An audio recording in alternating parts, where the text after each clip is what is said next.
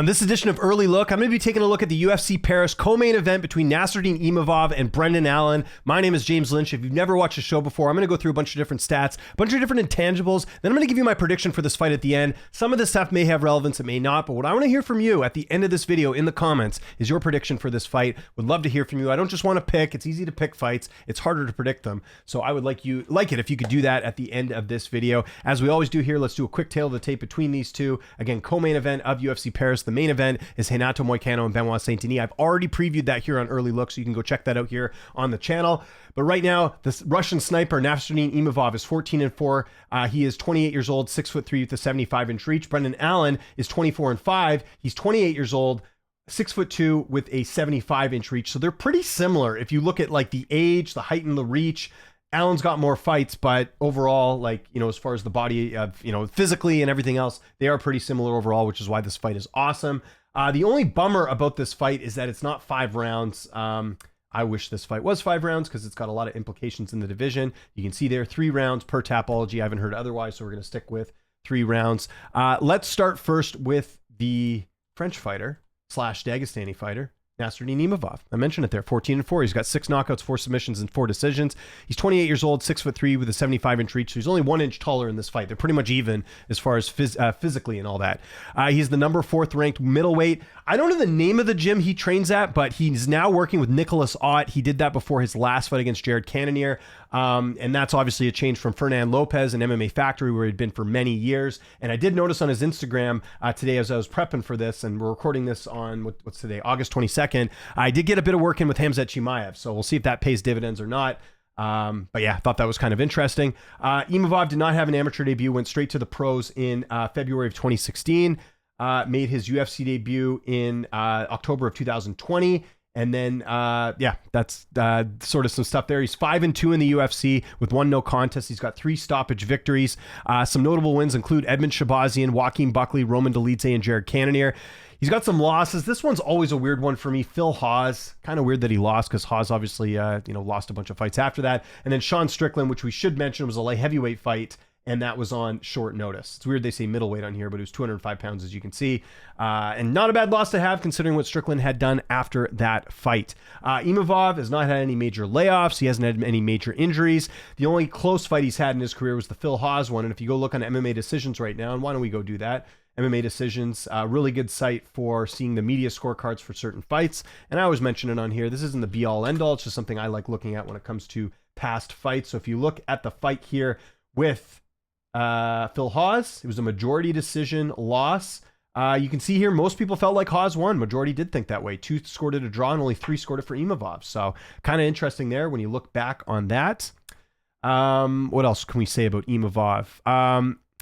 He had obviously the controversial stoppage with Jared Cannonier in his last fight. And I should mention at the time of recording this, Jared Cannonier going to be fighting the Saturday I'm recording this against Caio Borrahio. So we'll see how that goes. I can't predict the future right now, but that will be kind of interesting. But he ends up finishing it in the 4th round. The stoppage was controversial. I'll just say this. I ended up going back to watch the fight, and I went back and actually scored the rounds here quickly, so I'll just mention that. I thought Cannonier clearly won the 1st round in that fight. It was close, but I had him winning the 1st round, and then I had Imavov winning the next 2. In the 4th round, Imavov was ahead. He was tagging Cannonier pretty good. It was an early stoppage in my opinion. However, I don't think Cannonier was looking good going forward. It's not like it was like a quick thing and Cannonier was like totally fine the rest of the way. I think it was a matter of time before Imavov was either going to finish him or was on his way to winning a decision where he was certainly ahead, because he was already, in my opinion, he was already ahead 2 rounds prior to the 4th. So I think he was on his way to winning. So looking at all that and putting all that together, and yes, I know Cannonier's older and all this different stuff. That was a very good win for Imavov. That was, dare I say, a bit of a breakthrough performance for him, because Cannonier is by far the best opponent he's fought, and to go out there and finish him, and again, I know controversial, I still think he would have finished him at some point anyways. Very, very, very impressive there for the Russian sniper. Let's look at his stats though. Imavov, 4.58 significant strikes landed per minute. His striking accuracy is at 55%. His striking defense is at 59%, so doesn't get hit that much. His takedown average is 0.98.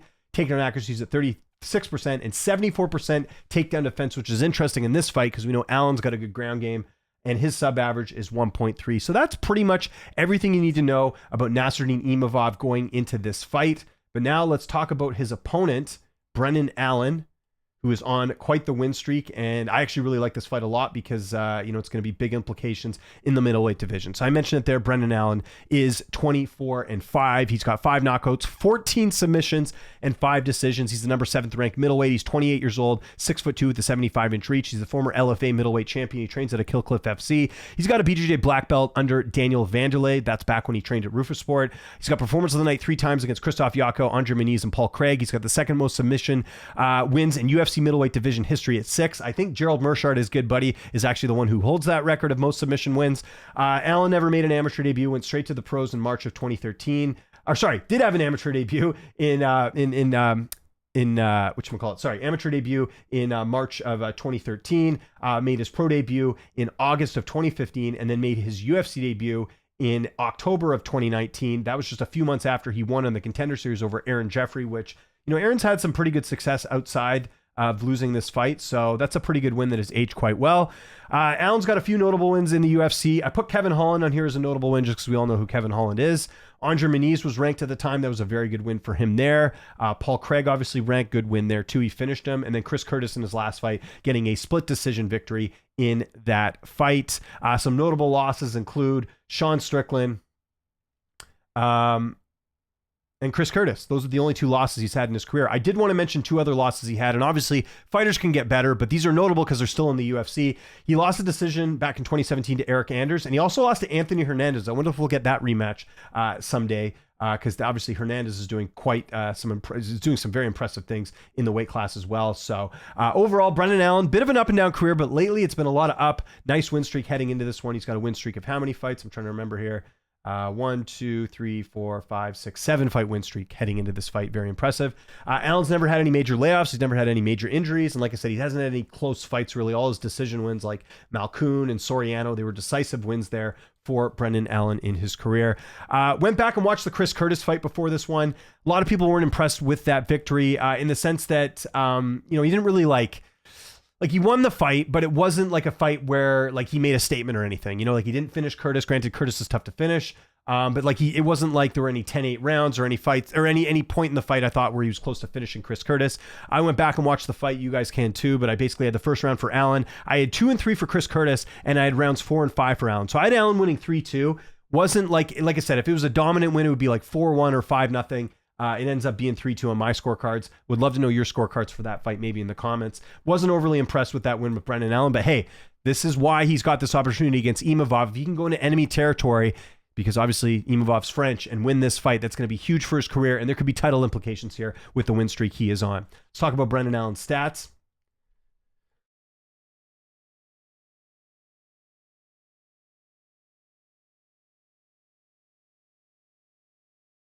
At my disposal as it's getting lined up here. Brendan's significant strikes landed per minute is 3.98. His significant striking accuracy is at 53%. His striking defense is at 47%. His takedown defense is at 58%. And his average takedowns landed per 15 minutes at 3.83, I think. Yeah, right there. Or no, sorry, that's significant strikes landed per minute. Average takedowns is 1.74. So he doesn't get a ton of takedowns, and his sub-average is 1.4. Okay. Mention it there. This is not a 5-round fight. It's a 3-round fight. That's key, and I'll mention why in a second here. And also, we don't have odds on this fight yet. So nothing there, but we do have Tapology, which, as we know, can do the fan voting. And again, it doesn't cost you anything to pick these fights. So, some people could just be picking for the sake of picking it. But the numbers are interesting here. 72% of people picking Nassourdine Imavov, Brendan Allen, 28%. I would think Imavov's going to be the favorite in this fight just because he had a bigger win over Jared Cannonier as opposed to Allen, who beat Chris Curtis. But we'll see when the odds do end up coming out here. But again, you can see most people on Imavov in this spot. My pick for this fight is going to be, drum roll please, I don't have a drum roll, but let's pretend we have one anyways. It's going to be Nassourdine Imavov by decision. Okay, so hear me out. I know Imavov does finish a lot of his fights. If you look at overall in his career, 43% of his wins are by knockout. But here's the thing, 3-round fights, going to be tough to take out Brendan Allen. Now, Brendan has a theme in his career. We've seen this twice now, where if you blitz him, you can finish him early. Strickland did it. Chris Curtis did it. Now, granted, this was a while ago. Fought Strickland in 2020, fought Curtis in 2021. won, but I do wonder if that's a strategy here for Imavov, maybe trying to blitz Allen early and get it done. But, even though Imavov has a bunch of knockout wins, lately he has been going the distance a little bit more. He went the distance with Buckley, he went the distance with Strickland, went the distance with Delidze, and went the distance didn't go the distance with Cannonier, but almost did. It was a late finish in that one. We're only getting 3 rounds in this fight. So that's why I think decision as opposed to stoppage. I don't think Imavov finishes Allen early. If you look at it there, yes, he has wins over Heinisch and Shabazian early, but I'd say Allen's far better than both those opponents that he fought. If you look at Allen's decisions, while he has been knocked out twice, he's also lost 2 decisions in his career as well. Those 2 fights I mentioned with Anthony Hernandez and Eric Anders, he lost those by decision. So I could see that potentially happening here with Imavov. Another key thing here, Imavov has never been finished in the UFC, as 1 submission loss, and that submission loss, I believe, was in his debut in 2016. So pretty durable overall. If you look at some of those, if you look at some of those names that would be there, it would be kind of interesting to see like what, it